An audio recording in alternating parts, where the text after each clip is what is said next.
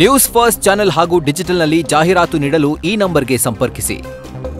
Pakistan match ಇದೆ.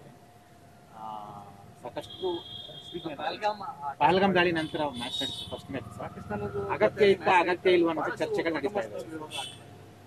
ತುಂಬಾ ಜನಕ್ಕೆ ನೋವು ಇದೆ, ಇಲ್ಲ ಅಂತ ಏನಿಲ್ಲ. ಪಾಕಿಸ್ತಾನ ಅನ್ನೋ ಹೆಸರು ನಮ್ಮ ದೇಶದಲ್ಲಿ ಕೇಳಿದ ತಕ್ಷಣನೇ ಮೈಯೆಲ್ಲ ಉರಿದೋಯ್ತದೆ. ಯಾಕೆ ಇವ್ರ ಜೊತೆ ಸಂಬಂಧ ಅನ್ನೋದು ಎಲ್ಲ ಒಂದ್ ಕಡೆ. ಆದ್ರೆ ಏನ್ ಮಾಡಕ್ಕಾಯ್ತದೆ?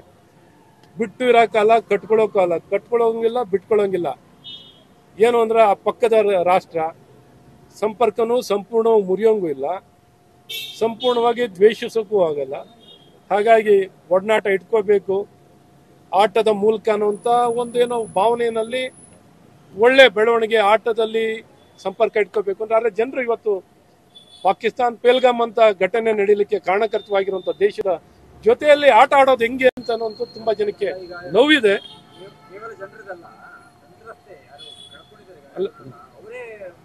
ಅಲ್ಲ, ಅವರು ಸಂತ್ರಸ್ತರು ಹೇಳ್ತಾ ಇದ್ದಾರೆ, ಸಂತ್ರಸ್ತರು ಖಂಡಿತ ಹೇಳ್ತಾರೆ. ಜನರು ಆ ಭಾವನೆ ತುಂಬಾ ಜನರಲ್ಲಿ ಇದೆ. ಆದ್ರೆ ಡಿಪ್ಲೊಮೆಸಿ ಅನ್ನೋಂಥದ್ದನ್ನ ಬಿಡಕ್ಕಾಗಲ್ವಲ್ಲ. ಡಿಪ್ಲೊಮೆಸಿ ಅನ್ನೋಂಥದ್ದು ಬಿಡಕ್ಕಾಗಲ್ಲ. ಬಿಟ್ರು ಸಂಪೂರ್ಣ ಕಡಿತ ಮಾಡ್ಕೊಂಡ್ರು ಗೊತ್ತಲ್ಲ, ಹಂಗೋ ಹಿಂಗೋ ಒಂದ್ ಸ್ವಲ್ಪ ಕಿವಿ ಇಂತಾನೆ ಇರಬೇಕು. ಎರಡು ಹೊಡಿತಾ ಇದ್ರು ಜೊತೆಗೆ ಇಟ್ಕೊಂಡು ಹೊಡಿಬೇಕಂತೆ, ರೂಮ್ ಒಳಗಡೆ ಕೂಡಾಕೊಂಡೆ ಹೊಡಿಬೇಕಂತೆ, ಕೈ ಹಿಡ್ಕೊಂಡು ಜೊತೆಯಲ್ಲಿ ಇಟ್ಕೊಂಡೆ ಹೊಡಿಬೇಕಂತೆ.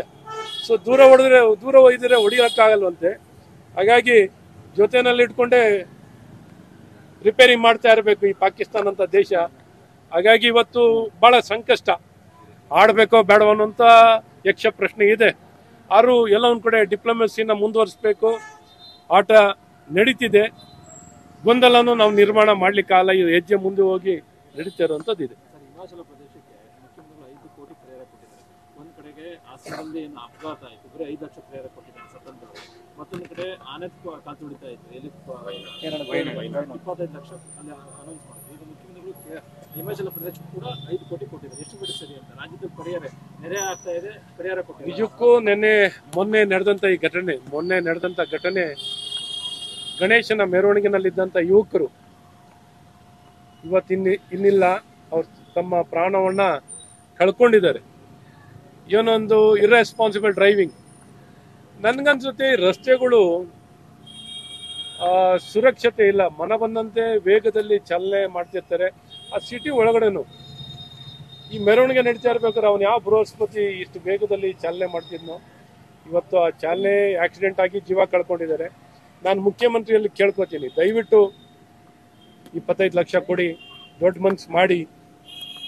ನಿಮ್ಮನ್ನ ಸವಿನಯವಾಗಿ ಪ್ರಾರ್ಥನೆ ಮಾಡ್ತೀನಿ, ನಿಮ್ಮನ್ನ ಡಿಮ್ಯಾಂಡ್ ಮಾಡ್ತಿಲ್ಲ, ನಾನು ನಿಮಗೆ ಪ್ರಾರ್ಥನೆ ಮಾಡ್ತಾ ಇದ್ದೀನಿ, ಕೋರ್ಕೊಳ್ತಾ ಇದ್ದೀನಿ. ಆ ಸತ್ತಂತ ವ್ಯಕ್ತಿಗಳ ಕುಟುಂಬದ ಪರವಾಗಿ ಆ ಅಮಾಯಕ ವ್ಯಕ್ತಿಗಳು ಪ್ರಾಣವನ್ನು ಕಳ್ಕೊಂಡಿದ್ದಾರೆ.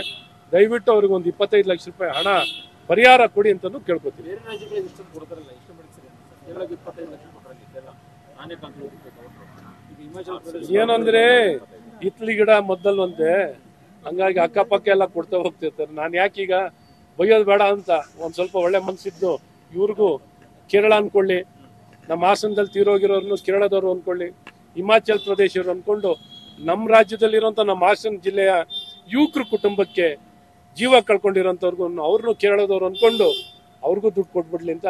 ಅದರಲ್ಲೂ ವಿಶೇಷವಾಗಿ ಯಾವ್ದು ವಯನಾಡವ್ರು ಅನ್ಕೋಬೇಕು, ವಯನಾಡು ಅನ್ಕೊಂಡು ಕನ್ನೂರವರು ವಯನಾಡವ್ರು ಅನ್ಕೊಂಡು ದಯವಿಟ್ಟು ಕೊಟ್ಬಿಡಿ. ನ್ಯೂಸ್ ಫಸ್ಟ್ ನಿರ್ಭೀತಿಯಿಂದ ನಿಮ್ಮ ಪರವಾಗಿ.